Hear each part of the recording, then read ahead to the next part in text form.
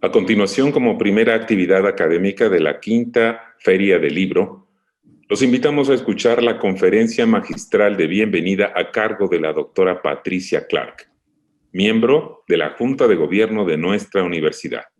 Sean todos ustedes bienvenidos. La doctora Patricia Clark es reumatóloga y epidemióloga clínica. Recibió los grados de maestría y doctorado en ciencias médicas en la Universidad de McMaster en Canadá y en la Universidad Nacional Autónoma de México. Es investigadora nacional del Sistema Nacional de Investigadores de CONACYT nivel 3. Realiza investigación en la Unidad de Epidemiología Clínica del Hospital Infantil de México Federico Gómez, donde coordina el área de epidemiología clínica del programa de maestrías y doctorados en ciencias médicas de la UNAM. Es miembro de la Academia Nacional de Medicina y Mexicana de Ciencias, reconocida por la UNAM como una de las académicas más citadas internacionalmente en revistas científicas de arbitraje, con más de 11,000 citaciones. Actualmente es miembro de la Junta de Gobierno de la Universidad Nacional Autónoma de México. Queda con ustedes la doctora Clark. Pues bueno, muy buenos días. Muchísimas gracias por esta invitación. Primero que nada, a nuestro director, al doctor Germán Fajardo. Muchísimas gracias por darme la oportunidad y el privilegio de estar con todos ustedes en este nuevo sistema. Qué lástima y qué gusto, porque al mismo tiempo estamos aprendiendo diferentes formas de enseñanza y creo que además lo estamos haciendo muy bien. Y todos ellos jóvenes que están entrando hoy y que son nuevos en nuestra facultad, pues muy bienvenidos, y pues nunca se les olvidará el año en que entraron y aprenderán pues muchas formas tradicionales y nuevas de la enseñanza.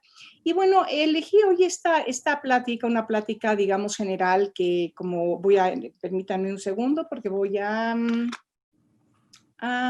compartir mi pantalla en este momento para poder pasar la plática.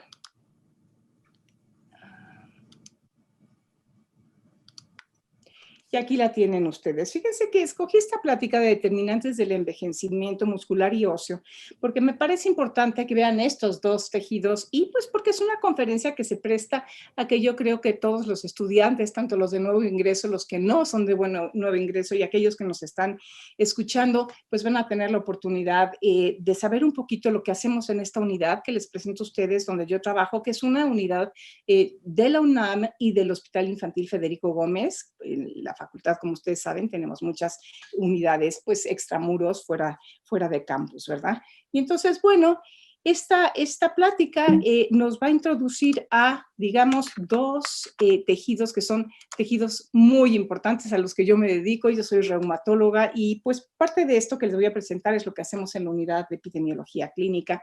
Y es básicamente, vamos a hablar del tejido óseo y vamos a hablar del tejido muscular, porque pues estos dos son vitales para nuestras funciones. Y durante décadas, pues la comunidad médica, también la farmacéutica, se enfocaba más a los huesos y a las articulaciones que a los músculos per se. Y sabemos hoy, bueno, que la pérdida de músculo es universal, que tenemos envejecimiento, que es otra de las cosas que ustedes como alumnos será lo que más se van a enfrentar en el futuro de nuestra medicina, porque nuestras poblaciones, como le verán, están envejeciendo. Y hay una pérdida universal tanto del hueso como del músculo a través de la vida y sobre todo en el inicio de la edad mayor, y esto tiene consecuencias para nuestras funciones y para nuestras consecuencias en el metabolismo también. Bueno, y aquí pueden ver, miren, en esta diapositiva les digo que un sistema musculoesquelético sano, pues es vital para la función.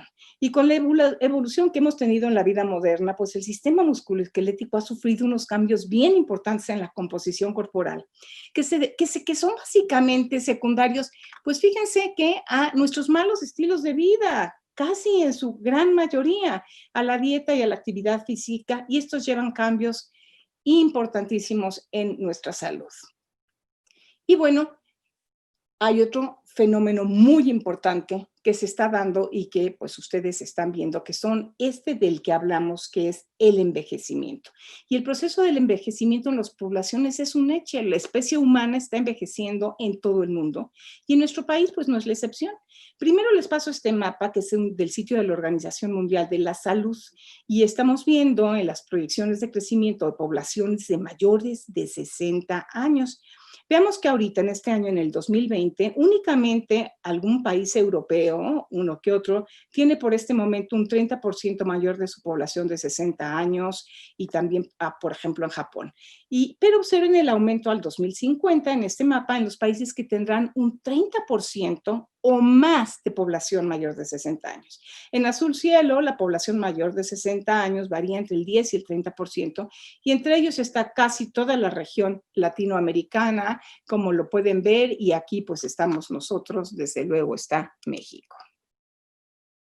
Y pasemos a nuestro país. El año pasado, recientemente en México, en el 2019, se contabilizaron cerca de 128 millones de habitantes, de las cuales el 51% son mujeres, estamos más 51.2, estamos bastante bien equilibrada en la relación a hombre-mujer, pero el 7% ya de la población en este año ya eran mayores de 65 años.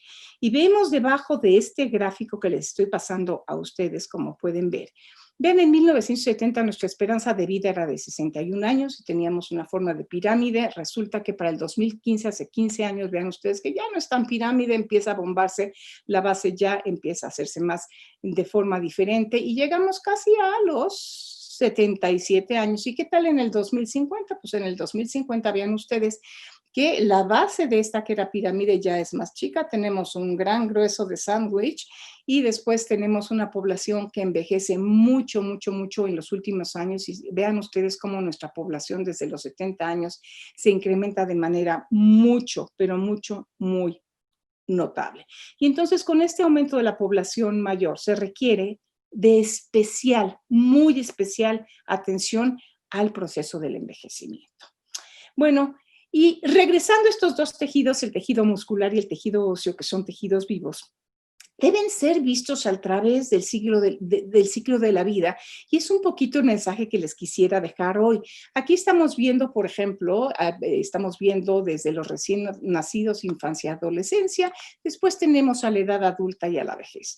Y vean ustedes en el hueso, por ejemplo, aquí estamos viendo la masa ósea y aquí estamos viendo, digamos, cronológicamente estas etapas de la vida, y van a fijarse ustedes que acá, en el ambiente adulto, si ven ustedes, vemos que después de los 50 años, la masa ósea puede disminuir de 1 a 2% por año, nuestra fuerza muscular de 1.5 a 3% por año, y la masa muscular de 1 a 2% por año, a partir de esa edad. Fíjense nada más. Esto es impresionante. Y en los niños es diferente porque tenemos que cuidar un ambiente temprano, la genética, la nutrición, quitarlos de los malos hábitos de vida saludable, ponerlos a hacer actividad física y lejos del tabaco, al alcohol y una buena nutrición. Vean ustedes, aquí les indico cómo, y vean ustedes en esta curva, desde los recién nacidos hasta la adolescencia, la masa ósea crece hasta que llega a tener una masa ósea pico, que es alrededor de los 20, 25 años, porque los últimos años en los hombres crece poquitito, un 1% ya del total, pero realmente es después de la adolescencia, alrededor de los 18 años, cuando nosotros tenemos ya la reserva que vamos a tener de hueso y la que debemos de cuidar siempre. Luego nos viene la edad adulta, fíjense ustedes, y en la adulta pues lo que tenemos que hacer definitivamente es cuidar aquello que hicimos. ¿Por qué? Porque tenemos esta meseta y después de ello se viene la vejez, y aquí es donde les platico que empieza la disminución importante. Tenemos este umbral, que es un umbral teórico para la alimentación funcional, en donde tanto el hueso como el músculo empiezan a tener consecuencias en su función, que vamos a ver un poquito más adelante, por lo cual si nosotros hacemos una masa ósea pico y muscular lo más grande que se pueda durante esta etapa de la vida, pues miren ustedes que al umbral de la falta de función o las fracturas van estos individuos a llegar mucho más tarde que estos individuos que hicieron menos masa muscular o menos masa ósea y llegan aquí antes que estos individuos que sí lograron hacerlo durante, digamos, la niñez y la adolescencia y además lo cuidaron. Lo mismo que pasa con el hueso, pues les enseño con el músculo, a que ven ustedes un músculo de un hombre joven y bueno, pues después de los 65 años, esta masa muscular disminuye y pasa lo mismo que en el hueso, el umbral de discapacidad y de función, tenemos un rango. Si nosotros hacemos un muy buen músculo cuando somos niños y adolescentes y en la edad adulta muy joven y los cuidamos, pues vamos a llegar a un rango funcional mucho mejor que aquellos que de pronto ni cuidan su músculo ni llegan a tener una buena masa muscular que hacen que rápidamente baje y lleguen con mucha facilidad al umbral de discapacidad. Y esto nos lleva, pues desde luego, a tener graves consecuencias. El músculo y el hueso, fíjense ustedes que básicamente son digamos, dos tejidos que tienen una correlación casi perfecta, que es lo que estoy tratando de enseñarles en esta diapositiva, que tenemos una correlación. Esta es una gráfica internacional de un artículo de Frickel en el 2007 y van a ver un poquito también esto mismo en nuestros mismos niños, como se los voy a enseñar más adelante. Ahora, ¿qué pasa si nosotros no cuidamos los músculos y no cuidamos los huesos y no hacemos estas masas ósea, pico y una masa muscular buena? Pues podemos tener dos síndromes más rápidamente que otros porque todos envejecemos, pero hay dos cosas que sí nos suceden y les presento estas definiciones, que son dos patologías que se derivan definitivamente de la disminución del tejido muscular y del tejido óseo. La sarcopenia, la primera, que es un síndrome que se caracteriza justo por la pérdida progresiva y generalizada de la masa y de la función de los músculos y conduce a efectos adversos como la discapacidad física, la disminución en la calidad de vida y desde luego la muerte. Puede ser primaria cuando va asociada a la edad y secundaria cuando está asociada a otras enfermedades. Y luego vemos la osteoporosis y esta es una enfermedad caracterizada por una baja masa ósea y un deterioro de la microarquitectura del tejido óseo que conduce a la fragilidad ósea y por consiguiente también al aumento de los riesgos de fractura. No sé si ustedes algunos ya los han visto y otros van a identificar y si no identifiquen en su casa a la abuelita, a la tía que tuvo una fractura de cadera y que a partir de ahí empezó a tener una calidad de vida terrible y que muchas de ellas mueren a consecuencia no de la fractura directa, sino de todo lo que se viene después de las fracturas. Y aquí pues rápidamente vean un hueso, este es el hueso normal, trabecular, con unas trabéculas gruesas y bien conectado está el hueso entre sí. ¿Y qué pasa a partir de la pérdida de masa ósea? Pues vean la disminución de las trabéculas y luego también aquí fíjense la falta de conectividad, estas microfracturas y esta disminución importante y la salida del mineral óseo hace que el hueso se haga muy frágil y que inmediatamente y con gran facilidad ante cualquier trauma y a veces sin trauma existen fracturas. Para estos dos síndromes que tenemos, para estas dos enfermedades, pues tenemos criterios diagnósticos. Ustedes saben que en medicina hay causa y efecto directo y cuando es causa y efecto directo, pues es como por ejemplo ahorita el COVID. Sabemos que hay un virus, que el SARS-CoV-2, que se identifica con una patología que es COVID-2. No tenemos tratamiento todavía muy efectivo ni tampoco tenemos la vacuna, vamos en vía de eso, pero hay una causa-efecto directo. En las enfermedades crónico-degenerativas o digamos, por el desgaste, como en este caso la osteoporosis y la sarcopenia, pues fíjense que no hay una causa, es multifactorial y entonces en términos generales de medicina pues lo que hacemos son criterios y hay varios criterios como por ejemplo estos que son los de sarcopenia, los que les pongo que son los europeos son los que más se utilizan y combinan la masa muscular, su fuerza o rendimiento, junto con medir la masa muscular y las dos formas con las que mejor se mide son con la densitometría, los densitómetros que empezaron únicamente para el hueso, pero que hoy miden muy bien la masa muscular y también con la bioimpedancia. Vean ustedes, estos dos son los métodos preferidos, la bioimpedancia bioeléctrica y la densitometría, pero también tenemos pruebas de función muy importantes que son la fuerza de presión de las manos, para lo que utilizamos estos, que son unos dinamómetros, este es uno de los más utilizados de Hammer, la velocidad de la marcha que medimos en segundos, en ciertos metros, cuánto se tardan nuestros pacientes, el tiempo que utilizan para subir y para bajar escaleras y si se pueden levantar, incorporar y sentar de una silla sin la necesidad, cuánto tiempo y sin la necesidad de utilizar brazos o apoyo de sus manos para incorporarse. En cuanto a la osteoporosis también, son muchos los factores que hay para que se pierda el hueso y se haga frágil, también tenemos criterios de clasificación desde 1994 de la Organización Mundial de la Salud, que los medimos en desviaciones estándar en referencia con los pacientes jóvenes que les presenté en esa primera gráfica, en donde veían ustedes esa meseta, esos jóvenes, digamos que entre los 20 y los 35 o 40 años, son nuestros referentes de lo que pasa después en la vida. Y le llamamos una masa ósea normal cuando tenemos solo menos una desviación estándar en relación contra nuestros referentes. Le llamamos masa ósea baja si tenemos de menos 1 a menos 2.5 desviaciones estándar. Y ya le llamamos osteoporosis cuando tenemos menos de menos 2.5 desviaciones estándar y establecida cuando además ya tenemos una fractura por fragilidad. Y están viendo aquí abajo, lo están viendo la edad y están viendo aquí el T-score. Esto se llama T-score, lo que les platiqué de las desviaciones estándar. Aquí está 0 y aquí tenemos más 2 desviaciones estándar, menos 2 desviaciones estándar y vean ustedes dónde la llamamos DMO baja o densidad mineral baja, que también se llama le llaman también osteopenia, aunque estamos tratando de hacernos, de quitar ese título, porque realmente no es un título de enfermedad, pero pues así se pone todavía cuando se entregan las densitometrías y la osteoporosis.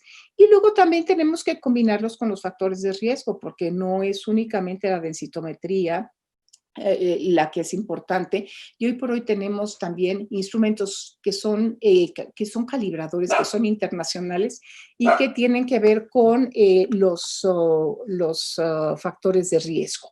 Y los factores de riesgo clínico en combinación con los criterios de la densitometría son justamente aquellos que nos permiten evaluar el riesgo. Y aquí tenemos esta herramienta que con nuestros datos de nuestros pacientes mexicanos fracturados y nuestra población fue calibrada en la Universidad de Sheffield y ustedes la pueden googlear, le ponen FRAX, herramienta de cálculo, les va a salir, les va a pedir estos factores de riesgo y les va a decir el porcentaje, en porcentaje, la probabilidad que tengan los pacientes de fracturarse. Ahora bien, ¿y por qué están tan combinadas y por qué quería yo hablarles a ustedes de estas dos patologías al mismo tiempo? En este diagrama, fíjense ustedes que vamos a ver los efectos que existen en la relación tan cercana del músculo con el hueso, la disminución en la densidad mineral ósea y la disminución en la fuerza y en la masa muscular nos van a dar, por un lado, osteoporosis y por el otro lado, sarcopenia. Algunos autores llaman a esto osteosarcopenia y ambos aumentan el riesgo de caídas, como lo vamos a ver aquí. El riesgo de caídas aumenta el riesgo de fracturas y todo ello hace que haya una pérdida de la independencia, haya disminución en la movilidad y la actividad física, disminución en nuestra capacidad, en nuestra función pulmonar y todo ello, como lo pueden ver en este diagrama, está perfectamente bien relacionado. Ahora bien, ¿y cuáles son los determinantes? ¿Qué determina que todos estos procesos se sucedan antes o se sucedan después? Se van a suceder en cierta medida por el proceso de envejecimiento que ya hablamos, pero hay determinantes de tipo biológico, vamos a mencionar algunos de ellos, otros determinantes de estilos de vida y aquí, jóvenes, es donde podemos incidir realmente en que empecemos a meternos en la cabeza que tenemos que tener envejecimientos saludables para que nos vaya bien como población. Y vamos a hablar un poquito de un fenómeno muy lindo que se llama la epigenética, que parte tiene que ver con la biología y parte tiene que ver con los estilos de vida. Entonces, miren, la edad y sexo son totalmente, pues, genéticos, ¿verdad? Y nuestro hueso está determinado en un 80% genéticamente, pero sabemos que ya un individuo cuando llega a los 80 años, pues ya tiene osteopenia o masa ósea baja, el 27% de todos. Y el 70% de todos los que llegan a 80 años ya tienen osteoporosis. La osteoporosis y las fracturas son más frecuentes en mujeres. Fíjense que en México, en mayores de 50 años, el 19.2% de las mujeres y el 9. Tienen ya osteoporosis y el 9.2% tienen osteopenia. Y el riesgo de fractura a los 50 años empieza a ser mucho mayor, tanto en la cadera como en la vértebra, como en la muñeca, que son 3 sitios, y en el húmero distal también, estas se conocen como fracturas mayores. Es muy frecuente, pero vean ustedes la diferencia. Tomamos, por ejemplo, la cadera, que en las mujeres es del 17.5, la probabilidad de tener una fractura de cadera después de los 50 años, y en los hombres del 6%. En México también lo tenemos bien estudiado en nuestra población, y en México sabemos que las mujeres tienen un riesgo de probabilidad después de los 50 años de tener una fractura en el 8.5 y en el 3.8% los hombres. Y si se los traduzco un poco más a lo que podemos todos entender cuando hablamos con nuestros pacientes, sabemos que una de cada 12 mujeres después de los 12 años, una de cada 12 mujeres en México ya va a tener una fractura de cadera. Y uno de cada 20 hombres en México ya tendrá en el futuro de sus 50 en adelante una fractura de cadera. Y esto en este momento es importantísimo porque tenemos que preparar nuestros sistemas de salud y nosotros mismos como médicos a esta gran epidemia que vamos a tener de fracturas y de sarcopenia. El músculo también lo perdemos igual, el músculo después de los 65 años, vean ustedes que ya del 9 al 18% han perdido de forma importante y tienen sarcopenia. Y de los mayores de 80 años se pierde el 30% de su músculo, ya no lo tienen, y todavía es más en los pacientes hospitalizados. No conocemos la prevalencia de la sarcopenia en nuestro país. En el Reino Unido se dice que entre el 4.6 y el 7.5 de la población de adultos mayores ya tienen sarcopenia. Este que les presento a ustedes es un estudio hecho por nosotros en la unidad el análisis, un análisis secundario de una cohorte, y lo que les estoy tratando de que vean ustedes en este gráfico es que vean en azul a los hombres y en rosa estamos viendo a las mujeres, y vemos, son más de 9,000 casos de la cohorte de trabajadores de salud y son individuos desde 5 años de edad en adelante, y evaluamos su masa muscular para sacar los referentes de la población mexicana, y como pueden observarse, la masa muscular es mayor en los hombres que en las mujeres de forma significativa, y se nota que de los 5 a los 25 años hay un aumento importante, que es cuando la estamos formando, y posterior a esta edad la curva hace un leve plató y se observa que más adelante en las mujeres y en los hombres, aquí vemos el plató, ya empieza a disminuir. No vemos una disminución muy franca porque tuvimos pocos individuos que fueran mayores de 70 años en esta cohorte. Si hubiéramos tenido más población, hubiéramos visto que esta caída, que esta tendencia hubiese sido muchísimo mayor. Fíjese en los estudios de niños y adolescentes mexicanos, una de nuestras alumnas de la UNAM, la doctora Desiree López, que es pediatra y que es una súper experta en composición corporal, hizo este trabajo de doctorado en donde también medimos la masa muscular y la masa ósea en nuestros niños mexicanos de los 4 a los 20 años, como lo están viendo aquí, en una muestra de 2,000 niños. Y vean ustedes, son los azules los niños, rosas las niñas, y lo que quiero enseñarles es la correlación tan perfecta que tienen del músculo junto con nuestro hueso. Ahora bien, ¿qué otros factores biológicos tienen que ver con el músculo y tienen que ver con nuestro tejido óseo, de los cuales tenemos que estar muy alertas? Las menopausias prematuras, cuando las mujeres tienen menopausias por alguna razón secundaria o secundaria a que les quitan la matriz, esta menopausia prematura y el cese de los estrógenos hace que las mujeres tengan una rápida pérdida de masa ósea.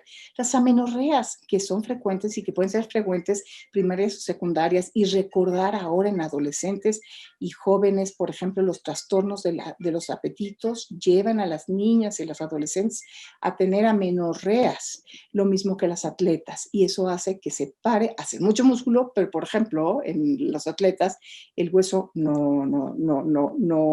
si tenemos amenorrea, pues disminuye de forma importante su crecimiento.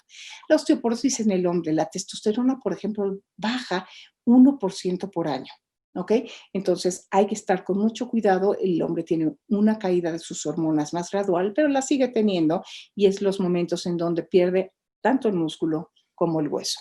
Algunas otras sustancias como la ILGF y la hormona de crecimiento disminuyen con la edad, y los niveles, muy importante, ahora se habla mucho de vitamina D, lo están escuchando en todos lados, en las infecciones, en el COVID sobre todo también, los niveles de 25-hidroxivitamina D disminuidos y el aumento de la PTH nos dan son factores de riesgo importantes para la disminución de nuestro hueso y de nuestro músculo.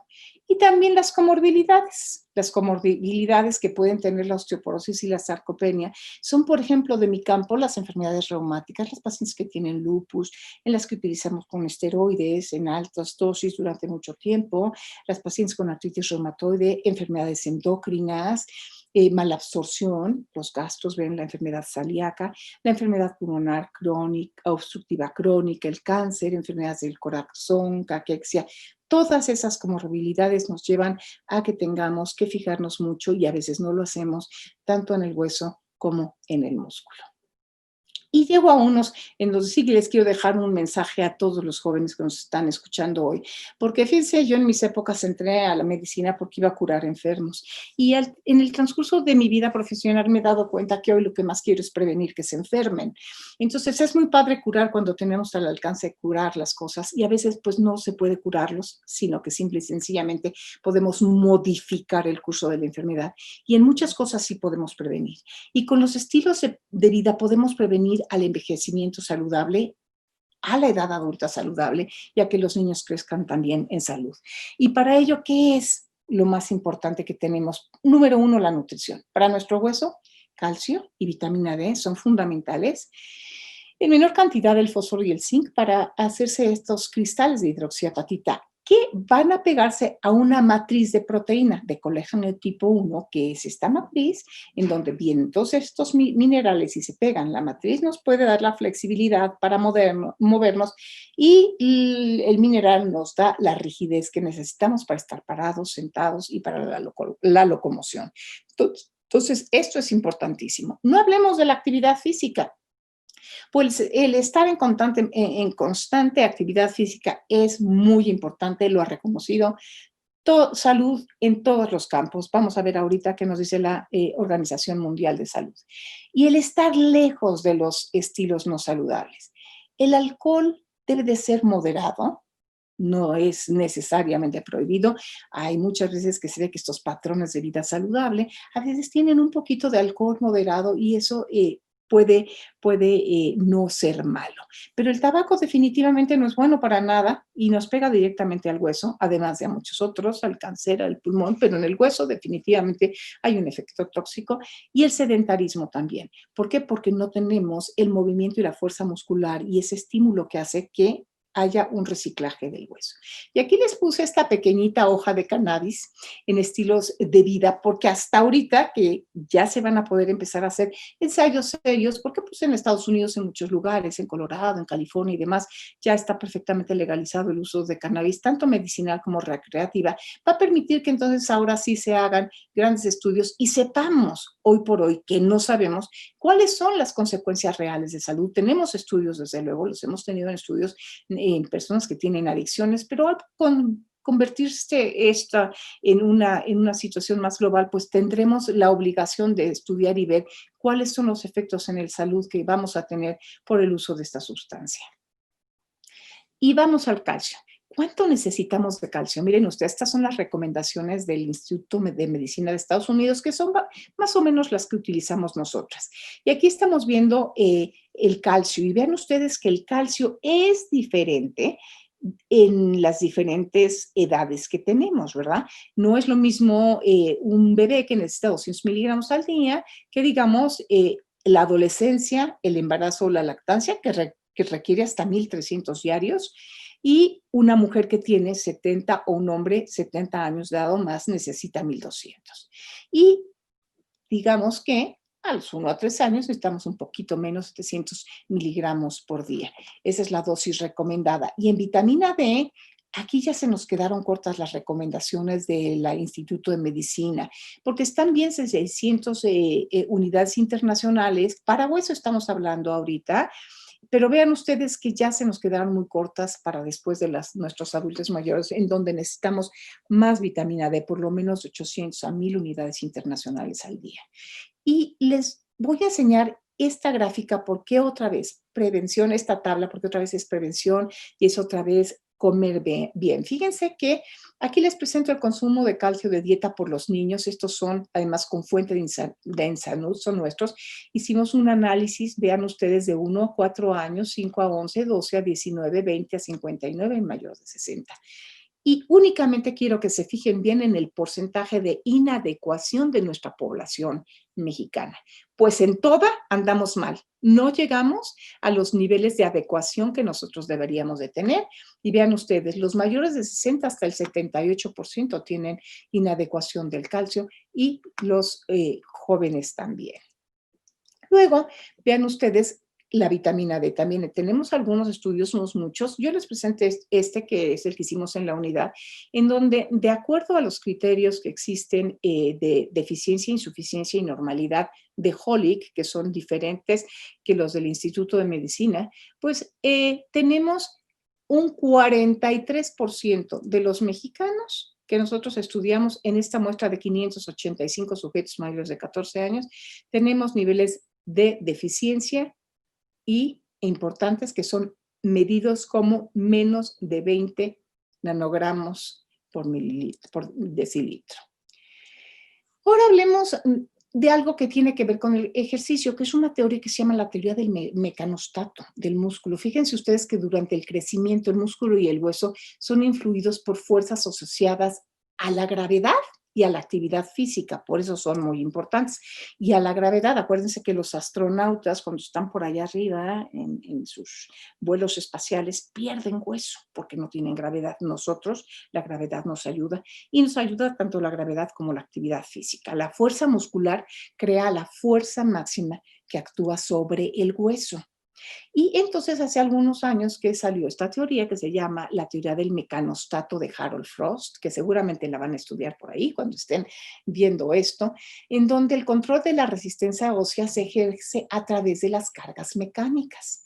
Las contracciones musculares y la carga fisiológica de estas contracciones es de lo más importante sobre el hueso y es lo que nos permite que el hueso se modele y luego se remodele adecuadamente durante nuestra vida, porque el músculo constantemente está estimulando. Esto es la unidad funcional músculo-hueso y por eso la actividad física es muy importante. Y aquí me encanta ponerles a esta niña con riata porque dicen que no hacen actividad física porque no tienen espacios. Pues yo me acuerdo que yo en la secundaria pues necesitaba 2 metros y una cuerda y nos poníamos todos en un patio chiquito, o si no usábamos el resorte, por ejemplo, y nos los poníamos en las rodillas y jugábamos en el resorte, que estábamos constantemente teniendo una actividad, unos bouts, que por lo menos eran de 10 minutos en la secundaria entre una clase y la otra, y estábamos teniendo actividad física que hoy nuestros niños y adolescentes no están teniendo. Y ojo, otra vez para la prevención, para que crezcan bien, tengan buenos músculos, tenemos que hacerlo. Vean las recomendaciones de actividad física de la OMS. A los niños y adolescentes entre 5 y 17 años tienen por lo menos, estamos hablando de los mínimos, 60 minutos al día de actividad física de intensidad moderada a vigorosa y aeróbica. Esto es lo mejor que les podemos hacer para nuestros niños y adolescentes. Tiene que ser diario. Ya después de los 18 a los 64 años y más de los 65 años, seguimos recomendando 150 minutos a la semana.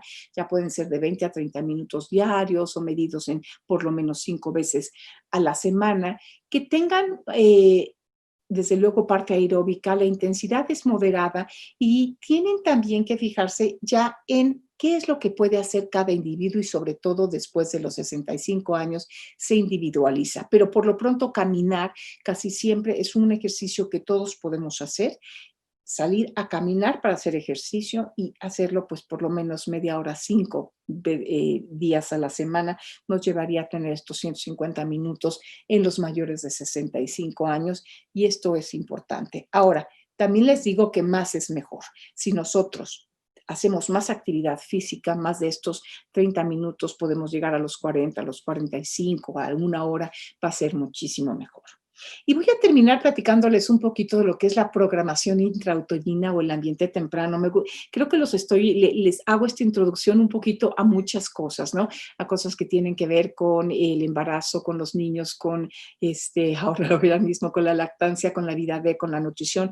Es algo general que espero que a todos les queden un poquito de algo y se interesen sobre todo después en sus materias, cuando lo vayan yendo y sepan que existen. Y bueno, pues alguno desde ahorita le vaya tomando el gusto y a lo mejor cae conmigo a la maestría o cae conmigo al doctorado y le gusta hacer algo en músculo y hueso o en alguna otra cosa. Pues bien, ¿qué es la epigenética? Es algo más allá de la genética, pues la genética está dada por nuestros genes y están codificados y después existió este concepto con los años que era la epigenética, que va más allá de. Y voy a hablar un poquito de epigenética de nutrición, porque fíjense que la dieta pobre o la restricción de los nutrientes durante la vida fetal resultan en modificaciones epigenéticas.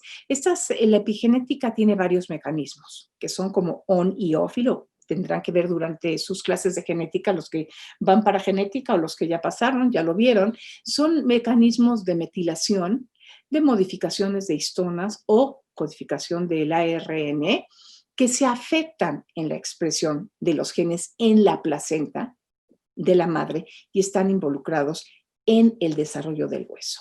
Y fíjense que esta teoría de la programación intrauterina sale de la teoría de Barker en 1990. Barker falleció hace poco, un epidemiólogo inglés maravilloso, que se dedicó a estudiar justamente a la nutrición y las enfermedades crónicas no transmisibles o crónicas degenerativas.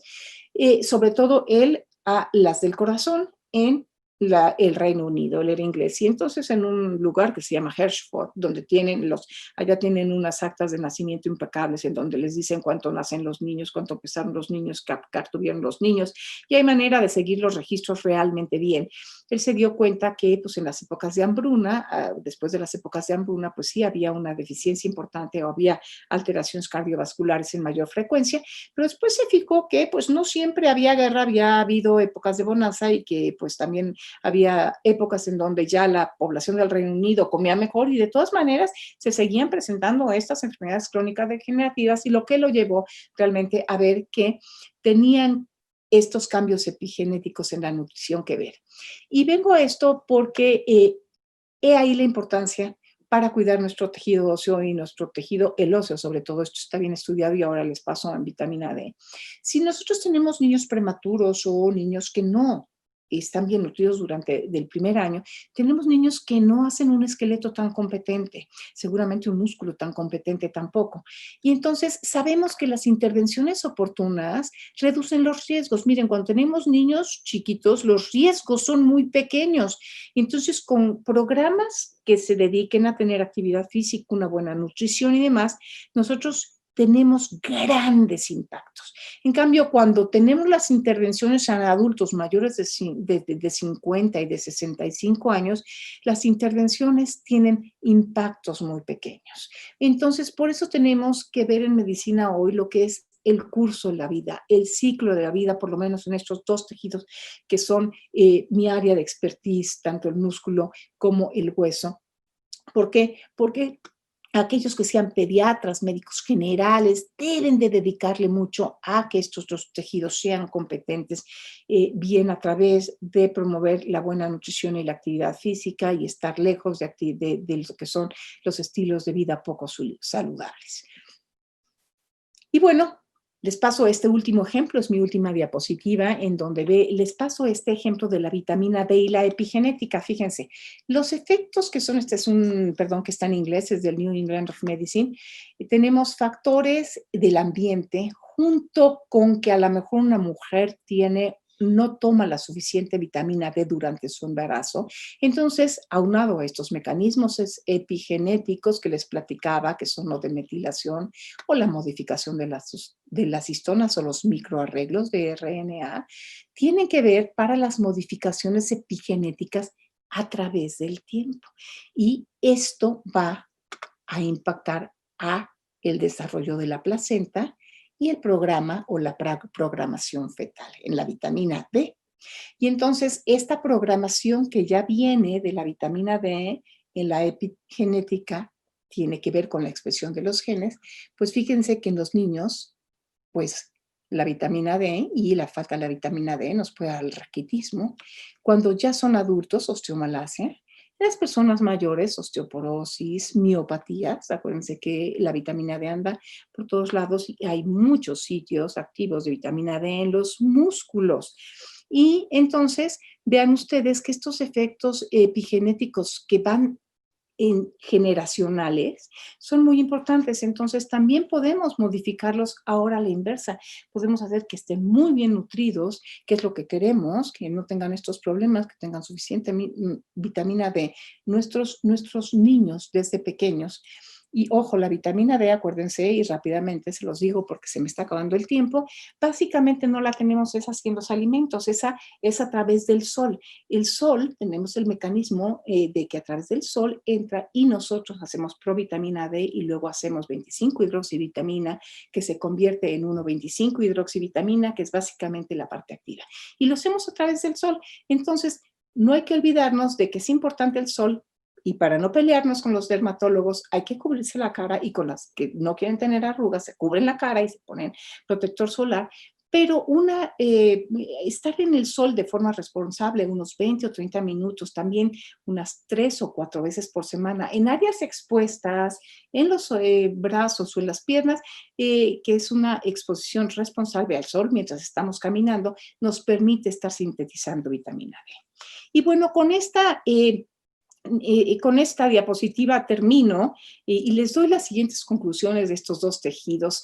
Pues el binomio y el hueso, este binomio hueso-músculo es una unidad determinante en la etiopatogénesis de la osteoporosis y de la sarcopenia que vamos a ver cada día más por el envejecimiento muscular.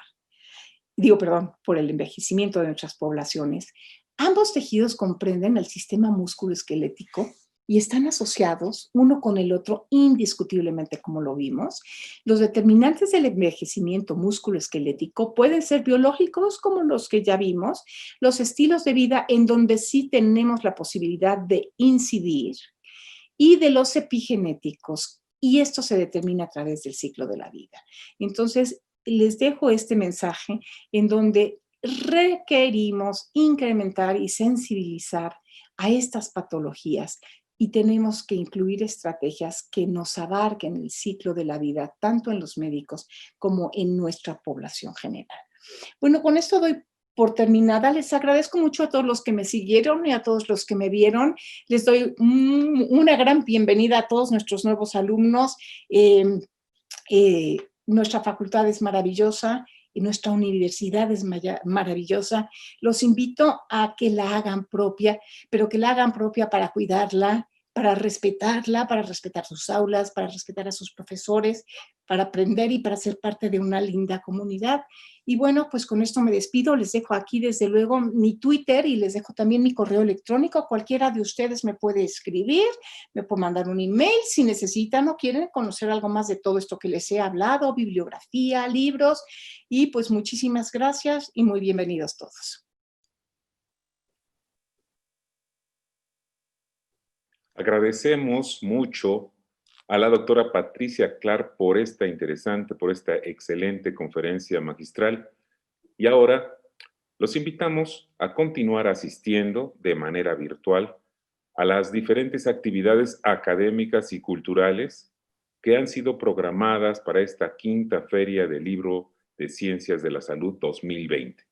De igual forma, los invitamos a visitar los stands de bienvenida y los stands de expositores. Tengan todos ustedes un excelente día. Hasta la próxima.